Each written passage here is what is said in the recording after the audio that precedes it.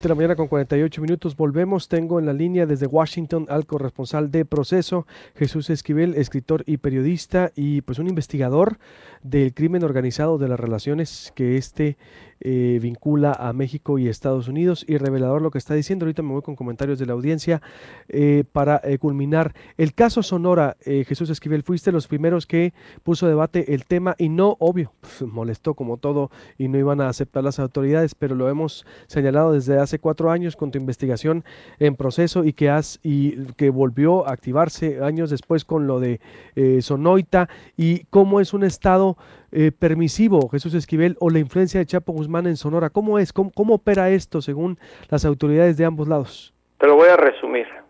Sonora es una plaza del cártel de Sinaloa. Totalmente una plaza del cártel de Sinaloa. Es la principal puerta que utiliza esa organización criminal para meter narcóticos a los Estados Unidos, porque la zona colindante con Arizona, el desierto, es una tierra de nadie. La última vez que platiqué contigo te comentaba que hice un recorrido por toda esa frontera acompañada de autoridades y me demostraban cómo es tierra de nada, no hay vigilancia de nada. Y la propia DEA en Phoenix, que es donde está la oficina regional de Arizona, lo admite, que no han podido ni pueden detener el trasiego de drogas que entra por Sonora, porque esa es la plaza más importante que tiene en su poder y bajo su control el cártel de Sinaloa. Ahora, con la fuga del Chapo, no creo que se reestructure nada, porque se va a mantener igual el proceso, no es que se vaya a acelerar el trasiego de drogas. Sus hijos, en colaboración con el Mayo Zambada, seguían manteniendo el negocio. Es simplemente que se reintegra uno de sus mandos, un gran estratega y sobre todo un gran manipulador.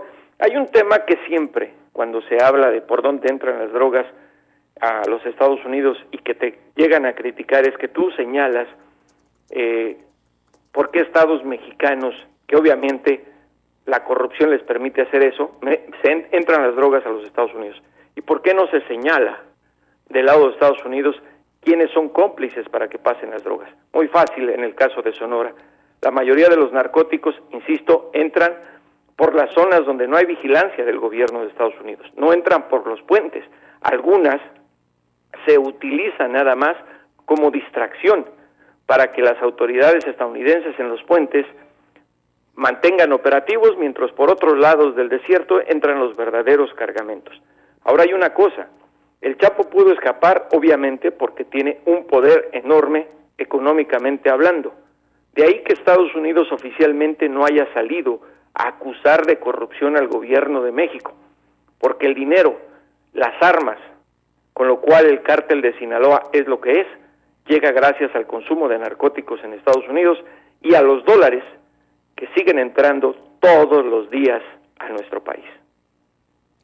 ¿Qué va a pasar entonces con esto, Jesús? Es decir, con ese contexto que describes, suponemos entonces que lo que viene es, o Sonora nunca ha dejado de ser esta puerta, o hoy se va a hacer más grande la puerta con la liberación.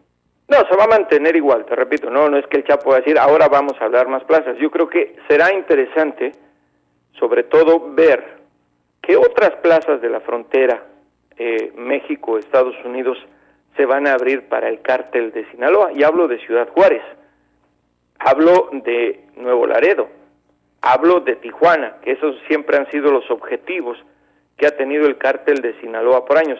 Sonora, y perdón si ofendo a algún sonorense, es una plaza totalmente, el Estado es una plaza totalmente en poder del cártel de Sinaloa. Y ahí, pues, a las autoridades federales le corresponde investigar, porque no puede haber trasiego de drogas sin colaboración de las agencias policiales y de los políticos.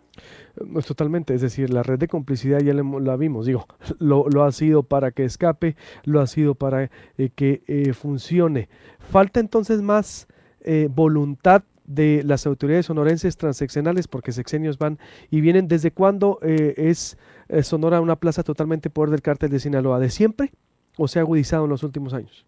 Se ha agudizado en los últimos años, creo que fue en el sexenio de Felipe Calderón, cuando la plaza se quedó totalmente en manos del cártel de Sinaloa. Recordarás, y más ustedes que tienen en su mano los incidentes de violencia que han ocurrido, ha habido intentos de otros grupos criminales, por ejemplo los Zetas e incluso la familia michoacana, de apoderarse de algunas rutas del trasiego de drogas en Sonora, y ahí es donde se han topado con pared y con la fuerza criminal del cártel de Sinaloa para controlar los territorios que domina. Es una plaza, insisto, la principal puerta de entrada a los Estados Unidos de la heroína, la cafecita mexicana, que se está consumiendo en Estados Unidos en enormes cantidades. La semana pasada, el Centro Nacional para el Control de Enfermedades, dependiente del Departamento de Salud de los Estados Unidos, dio a conocer que, imagínate, en 2013 más de 8,000 personas fallecieron por sobredosis de heroína, y los pronósticos que hacen es que esas cifras casi han aumentado, en un 35% en 2014. Imagínate lo que vendrá este año, es decir, de confirmarse esas cifras por la muerte por sobredosis de heroína, estaríamos hablando de más de 25,000 estadounidenses muertos por las drogas, que implicaría un cuarto de todos los muertos que hubo en el sexenio de Felipe Calderón por la narcoviolencia, y en Estados Unidos sin haber narcoviolencia, simplemente por la incapacidad que tiene Estados Unidos también para establecer programas de salud pública y prevención del consumo de drogas, y por otra situación también muy clara, que no han hecho lo necesario, porque los políticos no lo permiten, para aceptar que tienen un gran problema de trasiego de drogas y de lavado de dinero que se va hacia México. Pero eso jamás lo vamos a ver en el Congreso Federal, porque han estado acostumbrados por décadas a hacer señalamientos de sus problemas afuera de sus fronteras. ¿Tú crees, por último te pregunto, exacto, Jesús Esquivel, el mismo Luigi Ferrajoli, yo lo he entrevistado, ex juez italiano, que, bueno, hablan de que tiene que haber un castigo ejemplar a ese vínculo entre política y narco? Ayer nos decía Buscaglia, Eduardo Buscaglia, que por supuesto lo ubicas, pues tiene que empezar por ahí, por castigar ejemplarmente y desnudar las complicidades entre los gobiernos y el crimen organizado. ¿Crees que ese sería un comienzo, aunque dices nunca va a pasar? En Estados Unidos no creo que ocurra. Me refiero a México. En México, tuviste anoche la conferencia de George Chong. Oh, por favor. No renuncia. Por lo menos eso debería ser por dignidad, o el Comisionado Nacional de Seguridad, él estaba a cargo de todo eso. Pero hay otra cosa, hay otro elemento que yo creo que Buscaglia tiene totalmente la razón. El que exista un castigo ejemplar a un político significaría, por ejemplo, una advertencia al crimen organizado de que ya vamos a actuar con más severidad. Pero ve, todas las denuncias que se han hecho en los últimos meses respecto a exfuncionarios mexicanos a nivel estatal vinculados con el lavado de dinero y el narcotráfico, con encauzamientos judiciales en los Estados Unidos, siguen libres en México, además rechazando ese argumento o esa acusación, cuando sabemos que gozan de fortunas, que viven como reyes aún dejando el poder.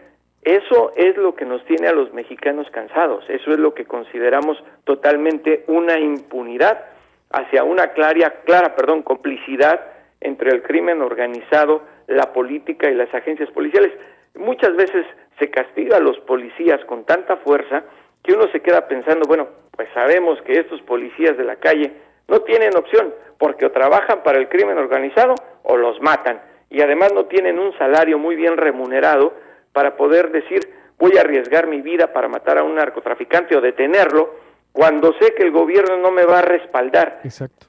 En cambio, yo te lo puedo asegurar porque está además establecido en muchos libros que se han investigado sobre el crimen organizado, no solo el narcotráfico, sino la mafia, que cuando los policías aceptan colaborar, hay incluso capos que les ofrecen una especie de garantía de vida, porque saben que se muere el policía, su familia se va a quedar sola, pero con dinero les dan esa garantía. En México, lo dudo, y más en este sexenio, que pueda darse un castigo ejemplar, aun cuando estén las evidencias de que un político reciba un castigo para dar ejemplo a los demás. En tiempos de crisis, fíjate nada más, no se presentan renuncias, dijo Osorio Chong anoche.